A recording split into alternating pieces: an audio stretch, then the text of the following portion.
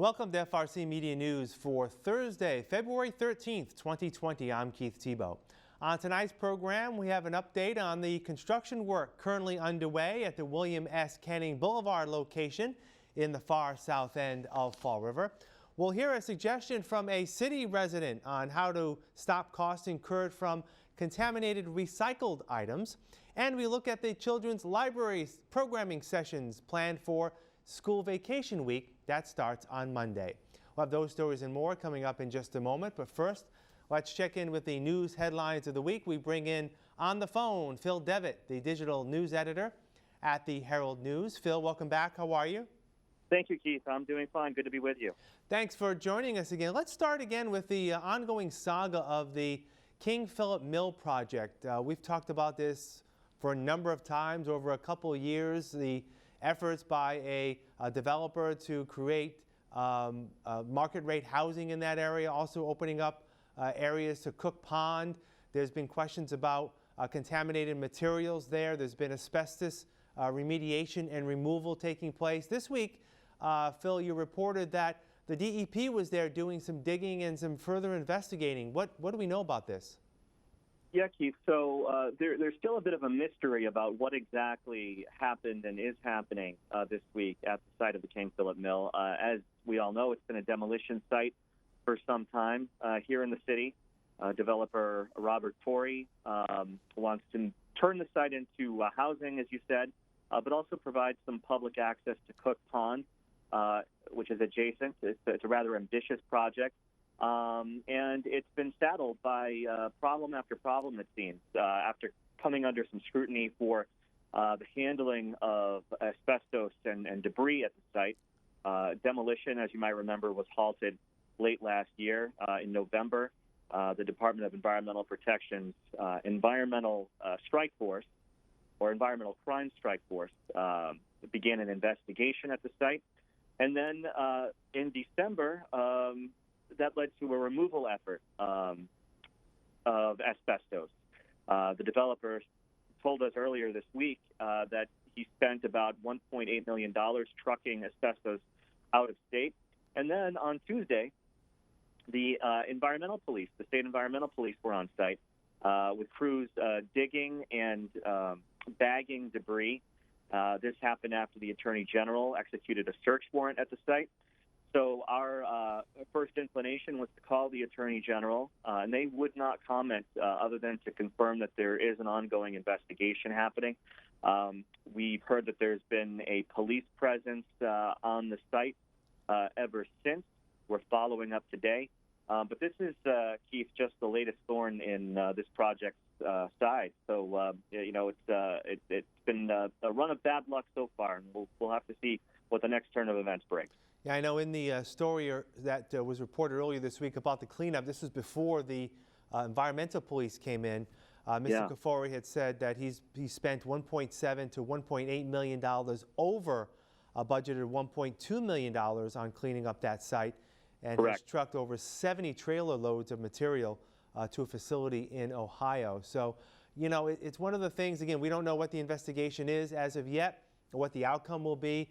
But whenever a lot of these old mills are taken down, there's more times than not tend to be some issues just because of the number of chemicals that may have been in there over the years. And sometimes a developer may not know the status or the contaminated levels of that building until they actually get in there. So again, we'll have to wait and see how this turns out. But unfortunately, more setbacks for that project. And nearby, though, Phil, at the Healy School, also in the south end of Fall River, that is a DEP project in and of itself.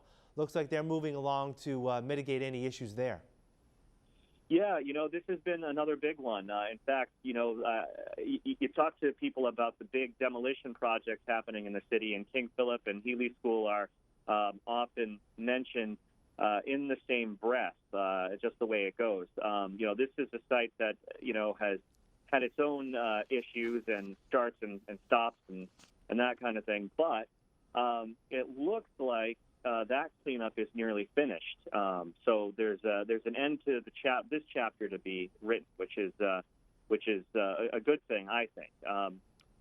Now, of course, over at King Phillip, that's I think, a 750,000 square foot piece of land. Right. I think you're dealing with a bit of a smaller space, but Sure. nonetheless, still a dauntingly big project over at Healy. Yeah. But yeah, that cleanup's coming together nicely, and it'll soon, I guess, be a site ready for reuse, at least according to some of the people we spoke to from the state earlier this week. Yeah. All right, shifting gears now. The district attorney's office over the past week has had some disturbing news in terms of overdose deaths here in the city and in the region for the first 4 days of February. I believe last weekend Mayor Correa issued a statement on this, and the city had 3 overdoses during the first 4 days of the month, and that is unusual in some respects. Has the DA's office talked about what may have led to these increase in overdose deaths, or just a circumstance of what happens here in Fall River over the past few weeks? Well, if you pay attention to the headlines, sadly, you see this kind of thing happen all the time, or at least you need to look at the obituaries. A lot of young people passing away after struggles with substance abuse addiction and overdoses. This particular week prompted the administration to reach out to the media and the public with a statement. And I'm sure you folks received it as well, just because 3 deaths in so close a period of time apparently just kind of, I don't know, seemed a bit more cause for concern. The mayor, Mayor Coogan, telling us that he plans to refocus how the administration and city agencies respond to the needs of people who are affected by addiction. We don't yet know exactly what that will entail. Other than that, this is what he tells us. But he also used the statement to, let people know that this is a disease that can be treated and that recovery is possible. So at least from the city side of things, they're trying to make people aware that there are services available, and that you can take a proactive approach to something that is very, very difficult to deal with. And of course, you hate to see this sort of thing happen to one person anytime it happens, but 3 in the course of just a few days in a tight-knit community like this is especially tragic. Right. Moving on to your former digs at 207 Pecasset Street here in Fall River, the former Herald News building now being put to good use by presidential candidate Michael Bloomberg. His campaign is setting up shop in the office that you used to frequent and used to work at downtown. Was this the news that you had heard in terms of the sale of the building, or is it just being leased? What do you know about Mr. Bloomberg's use of that space? So I can tell you, of course, we had nothing to do with this, but we've been out of the building now on Pecasset Street for a short time. We understand that, there's a transfer of ownership happening to a company that's already established here in the city with ties to printing. So as far as we know, the space is most likely just being leased by the Bloomberg campaign. It took us all by surprise. But we saw some pictures. If you drive by the building, you can see Bloomberg signs up on the windows and some old signage there. So there's no mistaking that the Bloomberg camp is in the house. They, in fact, just announced an office opening, which they held earlier this week, as they're trying to recruit support, for local supporters for this campaign. Bloomberg, of course, jumped into the race a bit later than some of the other Democratic contenders just late last year. Mm-hmm. But if anybody has the money to play with and to establish, headquarters various places, it's this gentleman. We learned he also opened an office in Springfield recently. Right.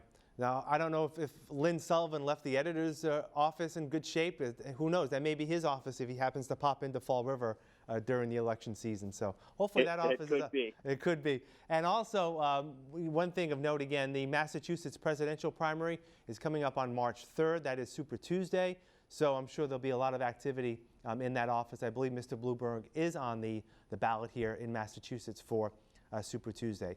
And finally, Phil, some kudos to yourself and the Herald News staff winning some awards this week at the Better Newspaper Competition Awards, where the Herald News had some first place awards leading to its coverage of Mayor Correa and the recall election. So here's an opportunity for you to toot your own horn a little bit. Congratulations. Oh, well, thank you so much, Keith. We appreciate it.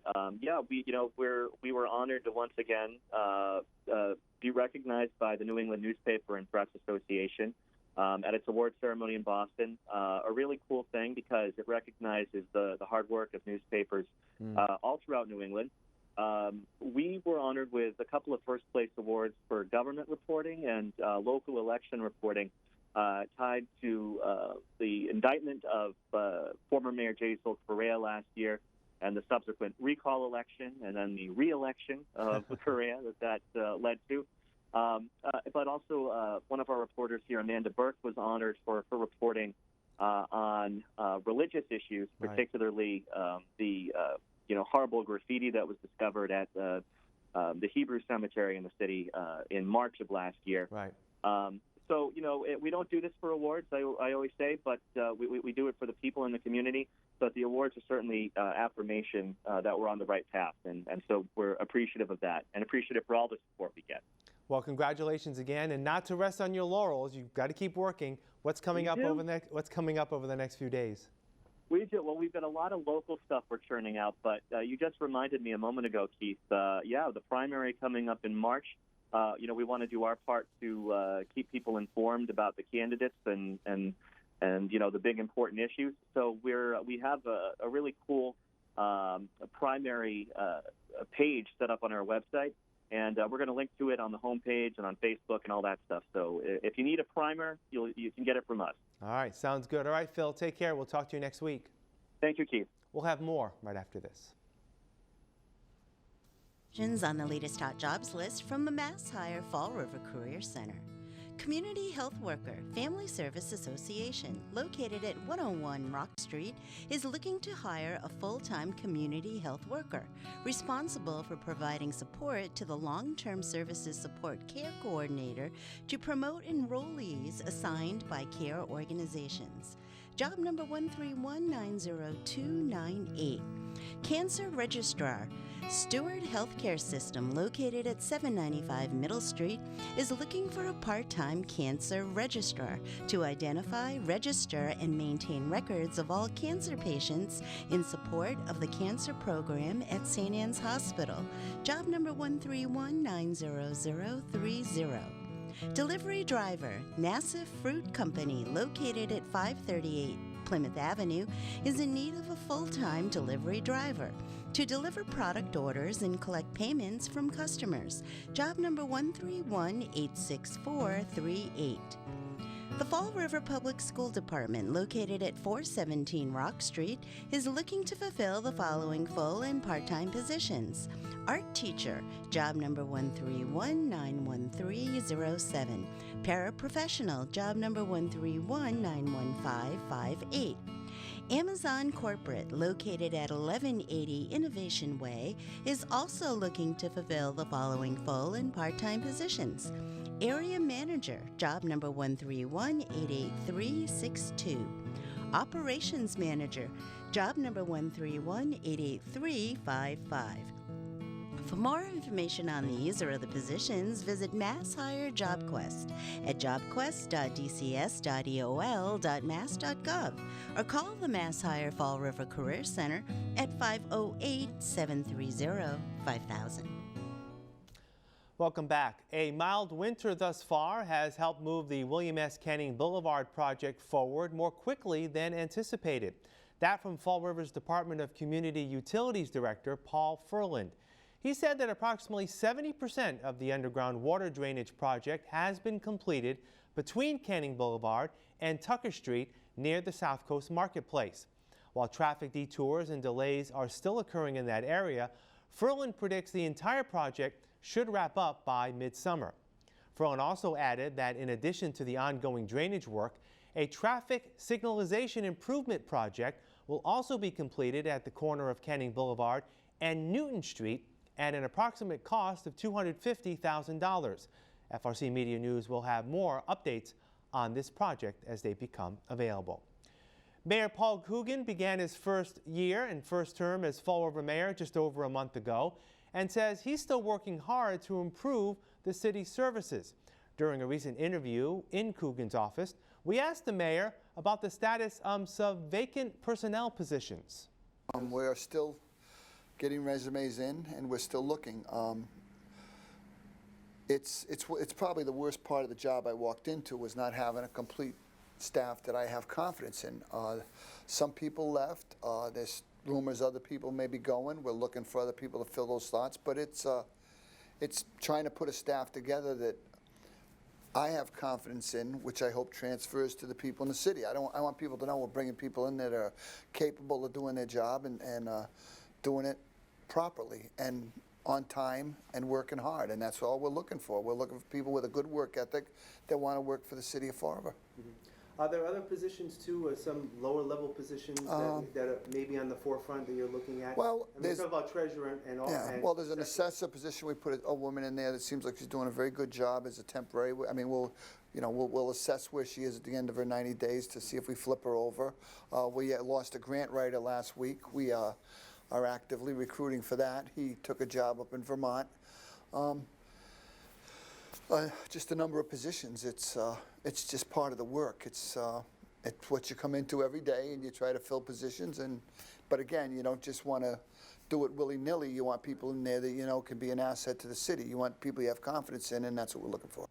Mayor Coogan's interview is part of a new monthly program here on FRC Media that's going to be called Coogan's Corner. Look for the debut edition very soon. During citizens' input time at the Fall River City Council meeting this week, resident Erica Scott Pacheco voiced concern about the cost to the city that's incurred when residents improperly dispose of recyclable items. Because the city is charged for items that don't belong in the recycling bin, Scott Pacheco offered this solution. People like you and me are recycling, and we're not educated about it. So the solution that I really think the city should pursue is doing a mailing to all of the houses with do's and don'ts. We also could hand out a do's and don'ts sticker to put on the recycling bins. When people get a little flag from DCM saying we didn't pick up your trash or your recycling because it was contaminated, all they're getting now is like a little oops sticker. We could put a do's and don'ts sticker so that people could actually learn, and that'll save us money, it'll save the environment, and it'll help make sure that people know how to recycle properly. I'd like to thank our colleagues at FRG TV for providing us footage of this week's meeting. We'll have more FRC Media News after this.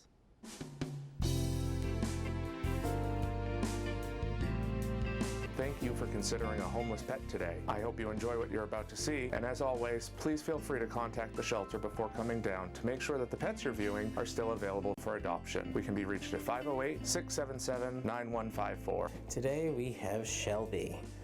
Shelby is a 9-year-old Jack Russell. She's a little timid, but if you go slow and give her some time to come out of her shell, she's really sweet. Shelby would do best in a quieter home with no children, but she does do really well with other dogs. Shelby would like to go for quiet walks with someone, and then go home and just relax, either with her human friend or her dog friend or both. If you want to see Shelby, come on down to Forever Paws Animal Shelter at 300 Linwood Street and say hello. Today we have Kendrick. Kendrick here is a domestic short hair, all black as you can see. He's about 6 years old. He does like attention, but he can be picky about who he does and does not like. Really, I shouldn't say picky so much as it takes him a little bit of time to get used to new people. He is good with other cats. He's here in a communal room with other cats. He gets along with them quite well. If you've got an all-cat household, that would be totally fine. Older kids, like maybe teenagers and above, would be okay. If you'd like to come and see Kendrick, you can come on down to 300 Linwood Street in Fall River, Massachusetts at Forever Paws Animal Shelter. Schools.com this week selected Bristol Community College as its #1 ranked community college in Massachusetts for the 2019-2020 academic year. The website ranked the schools based on a number of factors related to educational opportunity, student performance, and student services. Other factors also included student-to-faculty ratio and full-time student retention rate. Congratulations again to Bristol Community College.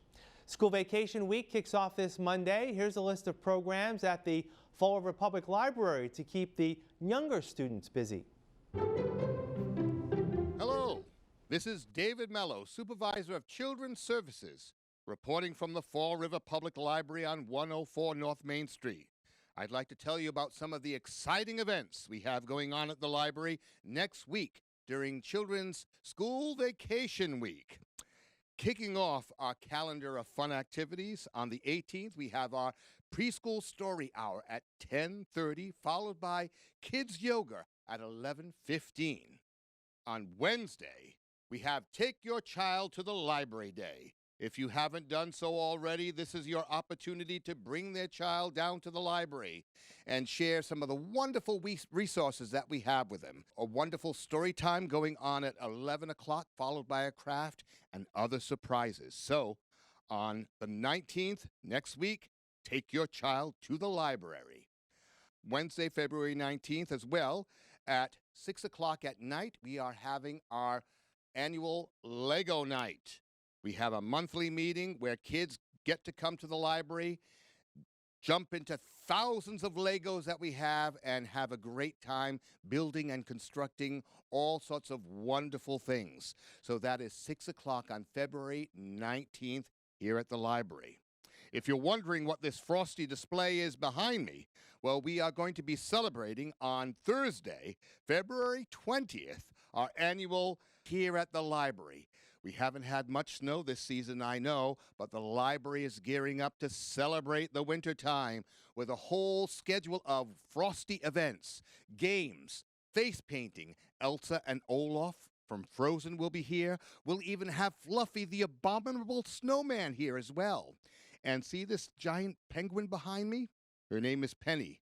Come and visit us that day and register to win Penny the Penguin behind me, as well as some other wonderful activities. The events go from 11 till 1 o'clock, so come on down and join us and have a frosty bit of fun. And on Friday, February 21st at 11 o'clock, we have Storybook Bingo. It's your favorite game of bingo, but with a storybook character twist. We have a great time playing the game, and we play for books and other wonderful prizes. And even if you just show up for the event, you don't even have to win bingo. You're going to walk away with a prize. We guarantee it. So if you're looking for something fun to do next week during school vacation week, visit the Fall River Public Library. We're looking forward to seeing you. That'll do it for this edition of FRC Media News. You can catch FRC Media News Thursdays and Fridays at 6 p.m. and visit us online at our website, frmedia.org. For all of us here at FRC Media News, I'm Keith Tebow. Have a great week. We'll see you next Thursday.